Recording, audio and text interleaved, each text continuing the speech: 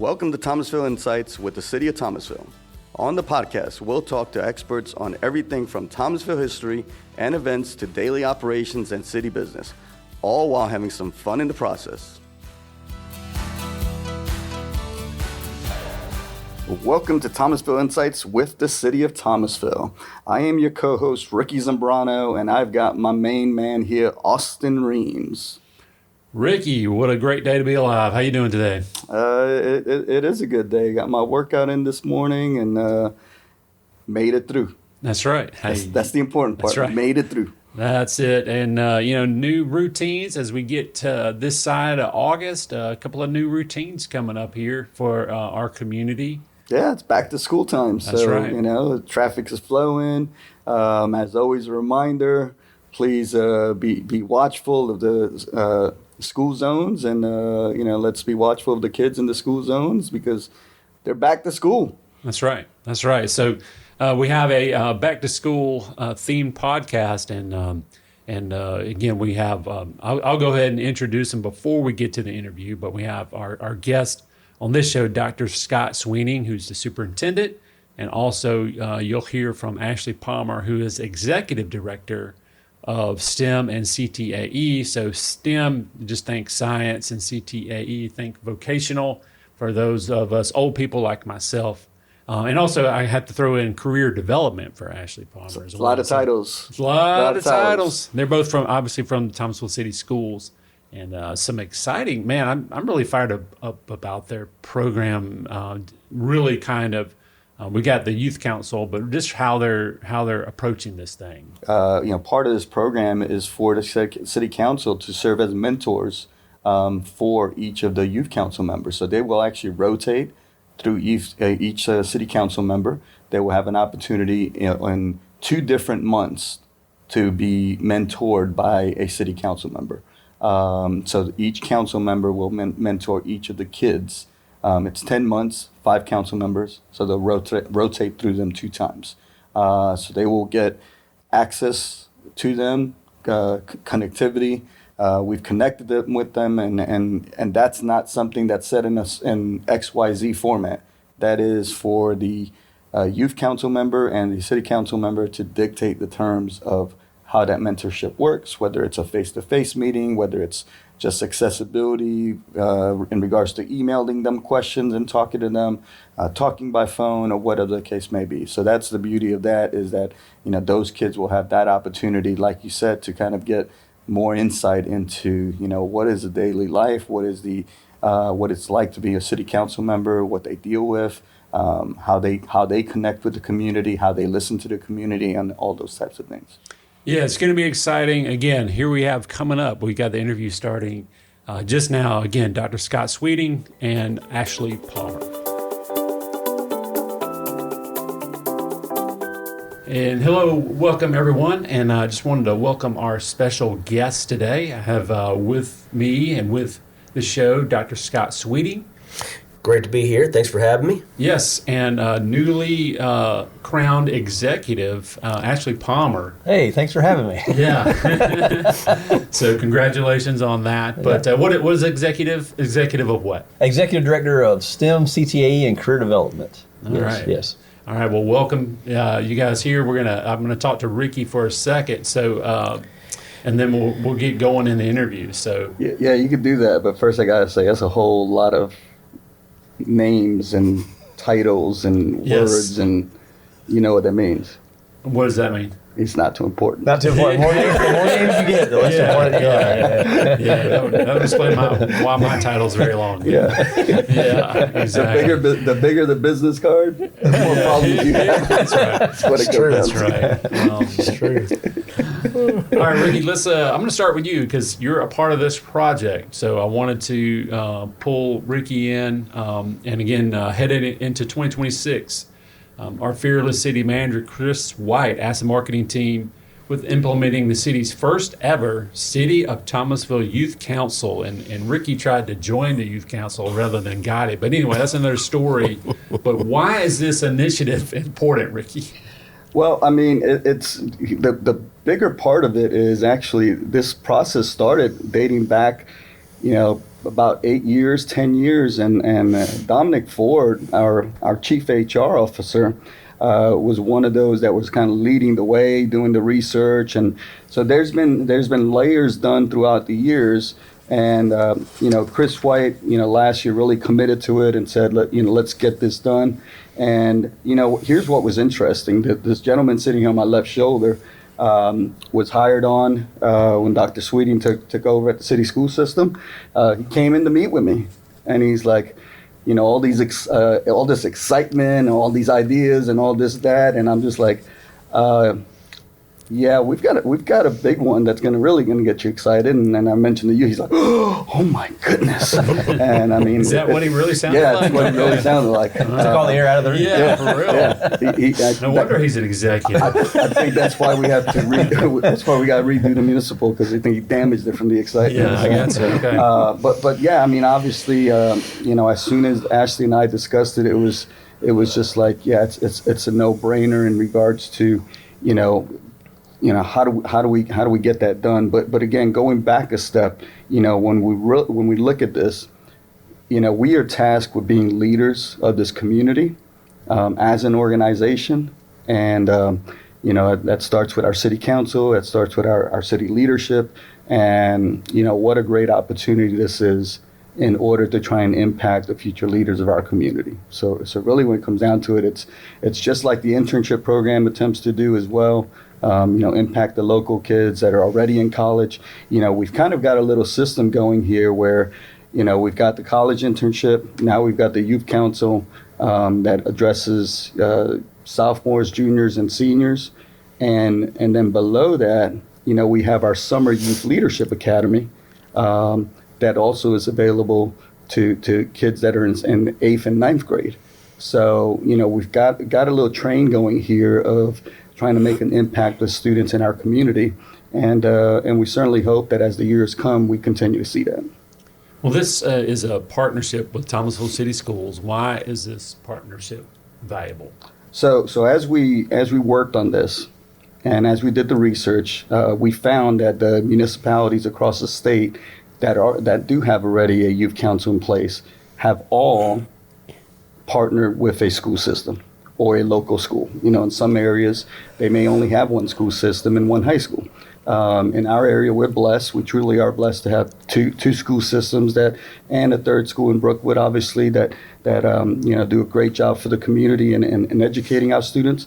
But we are the city of Thomasville. These are our partners within our city limits, and this was the route. This was the route to go. But the bigger part here is of why connecting with a school is having all the same kids under the same roof is important. It allows for a lot more. It allows for the schedule to work out the way we need it to work out throughout a year. It also allows for the opportunity for the school to take on other duties as well, to continue to educate them on the importance of civics. Allows the schools to monitor, how the process is going. So it should not just be hey, you're on the youth council, and when you graduate, you're done. It's a process. All right. Well, now let's make this interview not about Ricky and go to our guest. No, good job, Ricky. But I don't need you to tell me it's a good job. I mean, yeah. All right. So let's try to make the show interesting and talk to our guest.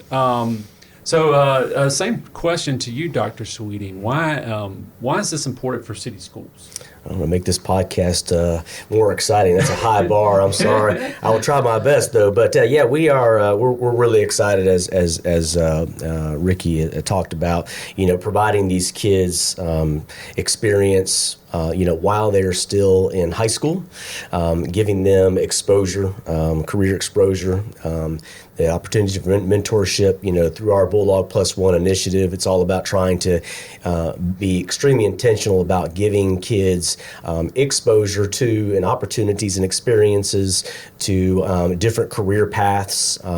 This obviously giving these kids real world application to be able to see what civic duty is all about, and see if it's something that not only to be a well-informed citizen, but also maybe it's a possible career path for them. And so, like I've told Ashley, we've had many conversations about watching what all these kids are doing when they have one of these experiences, opportunities, but they're living vicariously through them, and feeling their excitement for the learning that's occurring and the exposure that they're getting.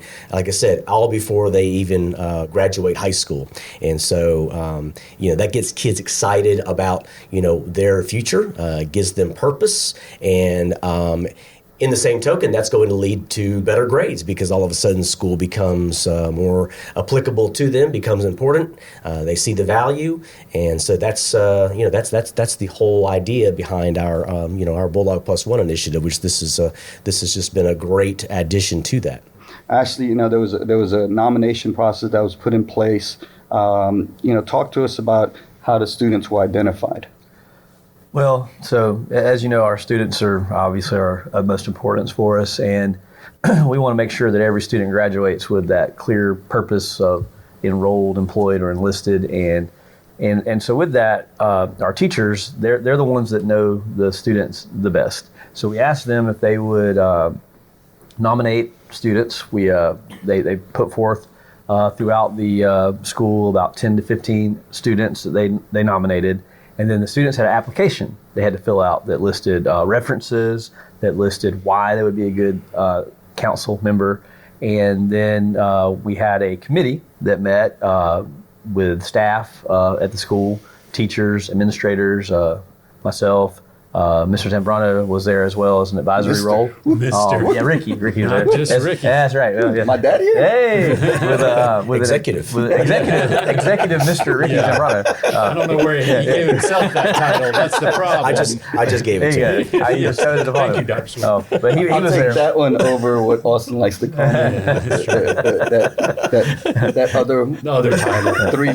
three-word statement that he often makes about me. But that was an important way to do it, because we didn't want it. What we really didn't want to happen was it to be a popularity contest of this kid's elected because he's the one that everybody likes the most, or she's elected because everybody likes the most. And so that was very key to have a selection process in that way that went through an application. We also want to be very intentional about making sure that we had an equal representation of our grades and of our on-level students and our students that are in our scholars program. And the reason that's important is because in a community, you're going to have folks that work in many different fields, and I think that what has often maybe been felt is do all voices have a say in local municipalities and in local government? And so that was what we were striving to achieve there. So I think we're exposing students to this through this process that for many of them, it'll be a very unique time learning about the government. But that was kind of an intentional process of selecting students that would be the best for the job. I'll tell you what, the committee, having met with the kids now a couple times, they knocked it out the park. Great group of kids, and we're really excited to work with them. All right, well, let's get to it, Dr. Sweeney. Tell us the names and the years, or just even the names of the youth council members. Yeah, I'm very excited to list these names. We've got Lily Bella Richardson. We have Cameron Showcat. We have Jayla Brooks, Zachary Fan, and John Adieye. So very excited, very proud of these students. And like I said before, living vicariously through them. We're excited for them. So can't wait to see all that they get to experience and hear about. I plan on having them on my podcast eventually and have them and talk about their experiences and what they've learned. So Yeah, that's gonna be fun. And Hey, is that a permissible? That wasn't in the contract. Plugging their own pot. I mean, that's like that's a first. I know. We're not in competition. Yeah. We're not in That's a competition. first. Let's mark down that date. Yeah, Hit that that's right. subscribe button. Yeah, That's I right. mean, I didn't say it the Bulldog Plus One podcast. At least I didn't say that. Wherever podcasters hold. They Apple say Music. that better than you, Austin. Yeah, that's true. We'll get him to do the outro. Yeah. Or Dr. Sweeney can they will do come in and be hosts? That's right. They might replace us. Replace us. Well, Maybe they're AI, like we were talking I about. know. They both have good, strong voices. So they are a real audience. They're not AI. And I'm but sure they could hit record better than us. that's true. That record button was having a We're problem not as today. advanced. We're not as advanced as you guys. We've got a lot more. But I will add on to this. We went through that entire process, and we come to find out when we presented the group to our city council in May, that one of the students selected is the daughter of one of our employees. Okay. Went through the entire process. Did not Didn't even know. know that until And that's at helping. the city council meeting. Dad was there. That's Jayla Brooks. So I mean that was Sweet. awesome. So, Ricky, you got the next question? No, Or you is, do. is this one on me? You do, man. Come on, man. So actually, the earlier in the month, the council participated in their orientation session, and later in the month they're gonna participate in a field trip to our city facilities. Tell us about that part that you're most excited about, and don't say the studio in the podcast room, because we know you'd be lying. It's about then. the kids. But It's about kids, not about you guys. Yes, right. What are you excited about? Well, besides the studio, no. So for me, things for students the classroom can often feel separate from real life, if you will, and we really believe strongly at our school that our school exists for the community and the community for the school, and so having these students just gain this familiarity with the way local government works. There are so many people in town, grown and otherwise, that don't have a complete understanding, and this is the town we live in, and this is a way that you can get involved in, and these are things that you can do to serve your community and make it better. Thomasville's done such a great job of growing and improving this town. We've watched. You've been here. We grew up here, Austin, and we've seen the changes. He struck you up. Didn't he? Yeah. Little League? He struck me out in Little League. He sure did. Yeah, and still a little bitter about that, but that's okay. And I hadn't seen a lefty before. What am I going to do with that? But for the kids, they're going to get familiarity at a younger age. They're meeting community leaders, and these connections, the networking that happens in that is what excites me the most, because they're going to have an understanding at a younger age that we didn't have at our age or at their age when we were younger, and that's going to make a huge difference in their career choices, their career paths, and the way they come back and serve and help their community. Even if they don't choose to work in government, they're going to be able to be involved and make informed decisions to make Thomasville a better place. And if I could just piggyback on that, we've talked a lot about being and truly living out what it means to have a village. You need a village to help raise a child. It does take a village, and so that is what we are asking the community. The school system cannot do it alone, right? And so we need the community. We need businesses. We need other the school systems. Civic groups, community members to help us raise these children and help them become productive members of society and help find their passion for what they want to do in life. And so that is we're being very, very purposeful about that and realizing that, hey, we cannot do this alone. We need everybody. We need the city council. We need, like I said, local businesses to help come in and give these kids these experiences and opportunities that are going to help them thrive. We talk about impact. What type of experience do you believe this will have on their current educational experience? I think that obviously they gain a much stronger civic knowledge, through this specific program. As I mentioned before, a real world application, through your, city council, you guys are involved in, doing some research, data analysis, looking at public speaking, writing, budgeting, problem solving, all these things that kids need to learn at a young age, critical thinking. This is also going to give them, the ability to test out, their leadership help them gain confidence. Like I said, you may have a Jayla Brooks there, might be future mayor, who it runs in the blood. So she's getting great experience now being able to do this while she's in high school. This is going to, obviously doing all these things outside of the classroom is actually going to give them greater engagement, I think, in school. When students see that their ideas can influence, parks and transportation and safety and recreation, all these things, they're going to be a lot more likely to engage in learning in the classroom, because all of a sudden what they're doing with their teachers in the classroom seems a lot more important, seems has purpose. Like I mentioned before, through Bulldog Plus One, this is a part of that career exposure and mentorship that we're providing for these students, while they're in high school. And of course, people want to hear from the youth, right? This is going to give these students a stronger student voice that you guys are providing by allowing them to be on the council. So, this is a very well-designed council, and it's going to give, city leaders direct insight into all their youth perspectives, and youth want to be heard. They want to know that their voice is heard, and they want to be able, and they have great ideas. A lot of times youth can be discounted. They're just young, they don't know, but they have some wonderful, wonderful ideas and can really add to our community.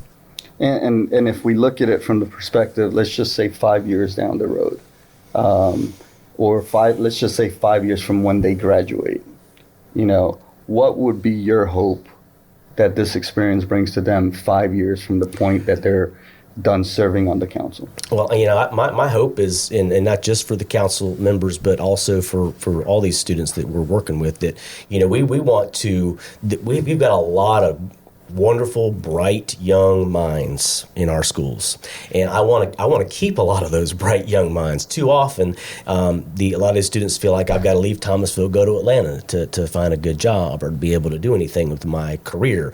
But I want to encourage those to stay here in Thomasville, stay local, and help grow this town, because we'll take all of the great, wonderful, bright minds we can get, and so I hope that 5 years down the road, that once they've graduated, that they do come back, after they've got their college degree, or they've got some kind of technical expertise, that they want to come back and they want to give back and contribute to the city of Thomasville. And that's such a key part, because there's so many ways to give back. And that's the key part of it is, one of the things we discussed with them as you bring that up in the orientation was the value of all of our 450 employees, for example. That it's not that the city manager is the most important. When our solid waste truck drivers are out on their route, at that moment, they're the most important. When the electricity goes out, the electric team is the most important. So, absolutely. When public safety, when they're out on patrol, they're the most important. So everyone has their role to play, and each is of equal value. And that's one of the things that we hope that as part of this, we're able to extend on to them, is how many different ways they can make an impact, not just through our organization, but just in the community as well. So absolutely. But Dr. Sweeting, Ashley, Executive Director. Hey, thank you, Ashley, thank you. Glad to see you guys got y'all's executive titles today as well. Yeah, for the day. It's like adopted. It's like honorary. We'll get you a name tag. That's right. We've got a couple of those. But we appreciate you guys being here. Did we anything that we left out? Anything you guys would like to add? Just as I think we said, just thank you to the city for allowing this, for all of y'all to putting this together, and what it means to the students. There's just not enough thanks to be said, because the doors that'll open for them, we haven't even seen them all yet. So yeah, and now you get to experience the best part, because Austin's going to talk to us about our Did You Know segment. Austin, you want to jump right into that? All right, here we go. In honor of the bicentennial this year, the 2026 podcast will include Thomasville history, Did You Know segment with information provided to us by the fantastic Thomasville History Center. Let's get to it. Ashley, probably knows our history more than all the rest of us combined, so he could probably fill us in, color this information for us. But did you know that in 1889, St. Thomas Church and First Presbyterian Church are built? Also in 1889, electricity is introduced to Thomasville. And also the Southern Enterprise and Thomasville Times newspaper merged to create the Thomasville Times Enterprise. And then lastly, in 1890, the Thomasville County population stands at 26,154. Wow. So population boom, that's, right in the middle of the resort era for the city of Thomasville when a lot of Northerners were coming in. So a lot of stuff, a lot of history was happening at that time. So, yep. Very Wow. interesting. How about that? Very Yeah, cool. yeah. So that's a large population at that time. Yeah, it was Yeah. huge. Big city, yeah. And apparently it still is a little bit controversial that Yankees were coming in at that time, or pretty close to the Civil War. And Can we not use that word Yankees? Well, okay, Just say Northerners. Northerners. Okay. It's offensive. Yeah. I'm a Met fan. Well, that's true. Okay. You can call me anything else. Anything else? You don't even have. It could be a lot of other things, That's right. but just don't say that word. That's right. Northerners coming in, and so A Met it's kind of and Braves controversial. country. That's right. It was say that. kind of controversial to this Silly day. Met fan. To this day, people still there are counties that are not happy with Thomas County for being welcoming to Northerners. To Met fans. People like Ricky. That's right. We only allow 3 in our cities, 3 Met fans. So there we go. We've got more than 3. All right. Ricky, upcoming events. Things are a little quiet right now, so we invite everybody to come out to our, as always, come out to our public meetings. And, we do remind everyone to visit public meetings calendar at thomasville.org for meeting dates, times, locations. A lot of changes due to the municipal building renovation. So a lot of the meetings being held across the city. So please be sure to check out the calendar and know where your favorite meeting is being held. All right. I just want to thank everyone for listening to the show. Thank our guests, Dr. Scott Sweeney and Ashley Palmer, Executive Ashley Palmer. And again, appreciate you listening. Please subscribe on your favorite listening app, and we will talk to you next time. You've been listening to Thomasville Insights with the City of Thomasville. The show is produced by the City of Thomasville Marketing Department. The show's music is by pond5.com. To learn more about the City of Thomasville, visit thomasville.org or follow us on social media. Don't forget to subscribe to the podcast on your favorite listening app so you don't miss an episode. Thanks for listening.